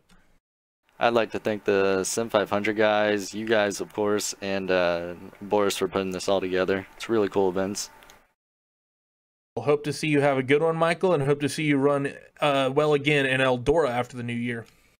Thanks. Round it out tonight, I'm also going to be stood by with fifth place finisher Bobby Terrell. Bobby, it was a good run for you in that number 14 machine. Started 7th, managed to get yourself up in that top 5.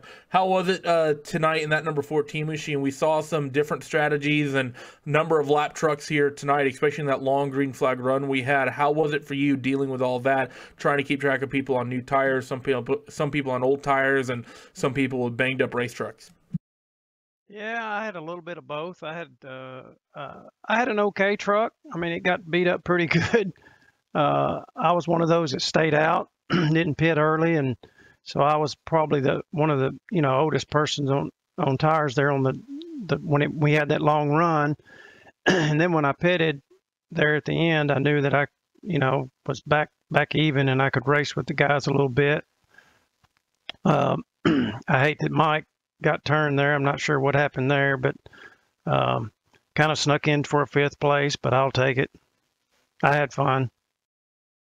Next time we're going to be seeing this championship here, Bobby, we're going to be back out in the trucks at Eldora, and I think that's going to be the first big broadcasted race, at least I've done, of these things around the dirt track. Have you done any practice or running there? How do these things compare to some of the other dirt vehicles we have on the sim? They're, of course, a lot heavier and a bit more power than some things like the late model. And, of course, the sprint car, much bigger than the sprint car, which is light and small and has that big wing on the top of it. What do you think we're going to expect in a few weeks' time once we go out to Rossburg, Ohio? I'm being honest. I have no idea because I've not turned the first lap there in a truck in the dirt. So I have no idea. I don't even know what to expect. I better get practicing. Yeah, you better get practicing, especially if it's I think it's going to be a whole new world. It's going to be an interesting one. But thanks for joining us, Bobby. Congratulations on a good, strong top 5 finish here tonight. Before we let you go, any shout-outs? Who would you like to thank? I'd like to thank you guys for doing it. Sim 500 for putting it on. Joe Gibbs. I think it's pretty neat what they've done. And then my teammates, for helping me out. I really appreciate it. And you guys have a Merry Christmas and a New Year. Well, we wish that to you and everyone watching as well, Bobby. So thank you. Hope to see you run strong at Eldora. Thanks a lot, guys. I appreciate it. Well, Evan, that was their 3rd place and 5th place finisher, but I'm going to throw it back over to you. Well, that does it for the ovals for a little bit, at least on the asphalt side of things, because we mix it up. Yes, this is the last race of this series on this side of the calendar year, but Randy, we will be back with vengeance in our only Wednesday night special feature, just like it is at a NASCAR Camping Road Truck Series. Eldora is on Wednesday night. So Wednesday, January the 3rd, we head to Eldora, and then only 4 days later, we'll head to Circuit of the Americas for a road course race, and then we'll finally get back on track. We'll hit Bristol, we'll hit Dover, Homestead, and Talladega to round out the second half of the year. But we have 2 very exciting races coming up on the other side of the break. No one can really predict anything about Eldora, like I said. I think Hudson is going to be really, really good because I've seen him in the dirt before. But outside of that, I don't think you can predict anyone because there's a number of the real guys who've not seen them run the truck around Eldora before. It's going to be an exciting one, and I cannot wait for January 3rd, 2018 for that one. They may have ran at the Eldora, but maybe not on the service, and we look forward to that one. But that wraps up things for us here tonight from Indianapolis Raceway Park. On behalf of our entire team at RaceSpotTV, for Hugo Louise, Will Vincent, and myself, Evan Pasoko, and Randy Cheneth, as well as for our partners at Sim 500 and Joe Gibbs Racing for making all of this possible, we want to thank you for joining us tonight and congratulate Tyler Hudson, 2 for 2, the iRacing champion, leads the championship headed into 2018. You can keep up to date with everything Joe Gibbs Racing by following them on social media. That is on Twitter at Joe Gibbs Racing and on Facebook at facebook.com/Joe Gibbs Racing. It's right here. Also, remember, before we step aside, that to tune in tomorrow right here on the Facebook page at 4:30 p.m. Eastern Time. Ream and Root are going to be debuting their cars for the 2018 NASCAR Xfinity Series season as they sponsor both Christopher Bell and Ryan Preece out of the JGR stable. So you're not going to want to miss that one. That is tomorrow at 4:30 p.m. Eastern Time right here on the JGR Facebook page. Action will resume, though, in this series on Wednesday, January the 3rd from the Eldora Speedway for the lone dirt race on the year. That race and every race of this Joe Gibbs Racing off-season action series can be found right here on the Joe Gibbs Racing Facebook page at RaceSpotTV. Until next time, though, good night, have a Merry Christmas and a Happy New Year, and we will see you in 2018.